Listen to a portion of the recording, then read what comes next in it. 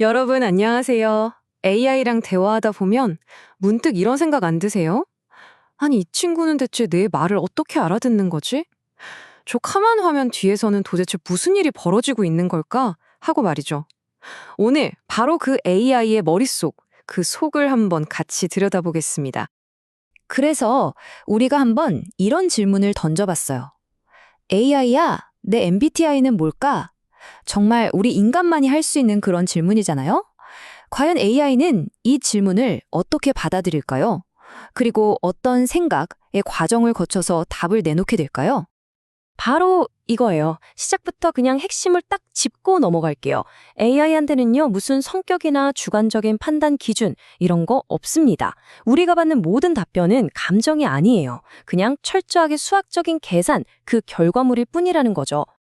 자, 그럼 지금부터 이 간단해 보이는 질문 하나가 AI 내부에서 어떤 놀라운 여정을 거치게 되는지 여기 보이는 이 6단계를 따라서 그 비밀을 한번 같이 풀어보겠습니다. 자, 첫 번째 단계입니다. AI가 적동하는 가장 근본적인 원리, 그 가장 큰 비밀부터 바로 공개하겠습니다. 우선 AI의 정체부터 확실히 해두죠. 인공지능은요, 엄청나게 많은 데이터를 학습해서 거기서 패턴을 찾아내는 거예요. 그리고 그걸 바탕으로 우리 인간의 의사결정을 돕는 시스템인 거죠. 여기서 제일 중요한 건 바로 패턴을 배운다는 거예요. MBTI를 자기가 판단하고 이런 게 아니라 MBTI와 관련된 데이터의 패턴을 학습하는 거죠. 그리고 바로 이게 AI의 가장 큰 비밀입니다. AI의 생각이라는 건 감정이나 주관 같은 게 아니에요. 그냥 어떤 정보가 더 중요할까 정하는 가중치, 그리고 결과를 특정 방향으로 살짝 유도하는 편향값, 이 수많은 숫자들의 거대한 곱셈 파티, 그냥 그거일 뿐입니다. 순도 100% 수학인 거죠. 자, 그럼 AI가 우리 인간의 말을 어떻게 처리하는지 그 첫 단추부터 한번 살펴볼까요? 글자인 단어가 대체 어떻게 숫자가 되는 걸까요? AI가 제일 먼저 하는 일은 일종의 번역이에요. 먼저 질문을 토큰이라는 의미 단위로 잘게 쪼갭니다. 네, MBTI는 뭘까? 이렇게요. 그 다음엔 임베딩이라는 과정을 거쳐서 이 단어 조각들을 컴퓨터가 알아들을 수 있는 수많은 숫자들의 조합, 그러니까 벡터로 바꾸는 거죠. 마지막으로 원래 문장에서 어떤 단어가 몇 번째에 있었는지 그 순서 정보까지 딱 추가해주면 드디어 AI가 읽을 수 있는 언어로 번역이 끝나는 겁니다. 자, 이제 AI는 정말 가장 중요한 단계에 들어섭니다. 바로 단어들 사이의 관계, 그러니까 문장의 맥락을 이해하는 과정이죠. 이게 가능한 건 바로 셀프 어텐션이라는 기술 덕분인데요. 이걸 쉽게 생각하면 문장 안에 있는 모든 단어들이 서로한테 야, 넌 나랑 얼마나 관련 있어? 이렇게 물어보는 과정이라고 생각하시면 돼요. 이걸 통해서 AI는 어떤 단어에 더 집중해야 할지 딱 결정하게 됩니다. 이 셀프 어텐션은 쿼리, 키, 밸류 이 세 가지 요소로 작동해요. 자, 쿼리는 내가 지금 뭘 찾아야 하지? 하는 질문, 말하자면 돋보기 같은 거예요. 그럼 AI는 이 돋보기, 즉 쿼리를 들고 문장 속에 있는 모든 단어에 붙어 있는 정보 꼬리표, 즉 키를 하나씩 쫙 확인해요. 그러다가 이 꼬리표 내가 찾던 거랑 비슷한데? 싶으면 그 꼬리표에 달려있는 실제 정보, 즉 밸류에다가 더 높은 점수를 팍 주는 거죠. 바로 이 과정을 통해서 단어들 사이의 연관성을 파악하는 겁니다. 그러니까 내 MBTI는 뭘까? 라는 질문에서 AI는 내나 MBTI, 뭘까? 같은 단어에 높은 집중 점수를 주게 되는 거죠. 반면에 는 같은 조사는 상대적으로 얜 덜 중요하네? 하고 판단하고요. 자, 이제 질문의 핵심을 파악한 겁니다. 자, 이렇게 정보를 모았으니 AI는 이제 본격적인 사고 과정에 들어갑니다. 근데 이게 한 번에 끝나는 게 아니에요. 여러 겹의 층을 거치면서 생각하고 또 생각하죠. 각각의 생각의 층은 두 가지 일을 계속 반복해요.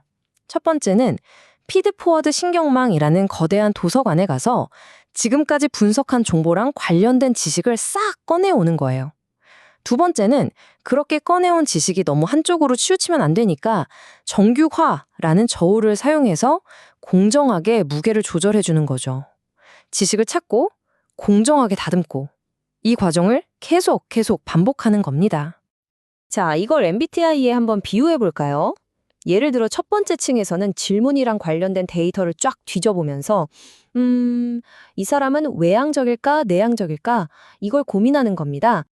그리고 첫 번째 층에서 얻은 결과를 그대로 다음 층으로 넘겨요. 그럼 두 번째 층은 그 결과를 받아서 오케이, 그럼 직관형일까, 감각형일까 하고 한 단계 더 깊이 파고드는 거죠. 그런데 진짜 놀라운 건 이 과정이 여기서 안 끝난다는 거예요. 최신 AI 모델들은요, 이런 생각의 층을 여러분 몇 개나 쌓는다고 생각하세요? 무려 8,000개에서 많게는 2만 개까지 쌓아 올립니다. 와, 질문 하나를 이해하려고 수만 겹으로 생각하고 또 생각하는 거죠. 여기서 다시 한번 정말 중요한 점을 짚고 넘어가야 돼요. 이 모든 과정은 우리가 생각하는 기억이랑은 완전히 다릅니다. AI가 무슨 과거를 회상하고 이런 게 아니고요. 오직 지금 입력된 단어들 사이의 수학적인 관계, 그것만을 계산하고 있을 뿐이에요. 자, 이렇게 수많은 층을 거친 깊은 숙고가 끝났습니다. 이제 AI는 이 모든 계산 결과를 종합해서 하나의 일관된 답변을 만들어낼 준비를 합니다. 선형 레이어라는 마지막 관문에서 AI는 지금까지의 모든 계산 결과를 바탕으로 다음에 어떤 단어가 와야 할지 예측하기 시작합니다. 말 그대로 사전에 있는 모든 단어를 후보로 쫙 올려놓고 어떤 단어가 가장 적절할지 일일이 점수를 매기는 거예요. 예를 들어서 계산 결과 F, 즉 감정형이 120점, E, 외향형이 80점, N, 직관형이 10점, 이런 식의 원시 점수가 나왔다고 쳐보죠. 아직은 그냥 복잡한 숫자일 뿐이에요. 그리고 마지막으로 소프트맥스라는 정말 마법 같은 함수가 이 복잡한 점수들을 우리가 딱 보면 알 수 있는 확률로 바꿔줍니다. 계산을 쫙 종합해보니까 ENFJ 확률이 50%로 제일 높고 그 다음이 ENTJ 30%군. 이런 식으로요. AI는 이렇게 가장 확률이 높은 단어들을 하나씩 선택해서 우리에게 보여줄 문장을 완성하는 겁니다. 자, 이제 마지막 결론입니다. 이 모든 과정이 대체 뭘 의미하는지 그 핵심을 다시 한번 정리해 보겠습니다. 결국 AI는 우리를 이해하거나 판단하는 게 아니었던 거죠. 그저 주어진 데이터 속에서 패턴을 찾아서 그 다음에 올 가장 확률 높은 단어를 예측하고 있었을 뿐입니다. 그렇다면 이렇게나 정교한 예측과 우리 인간의 이해 사이에는 과연 어떤 차이가 있는 걸까요?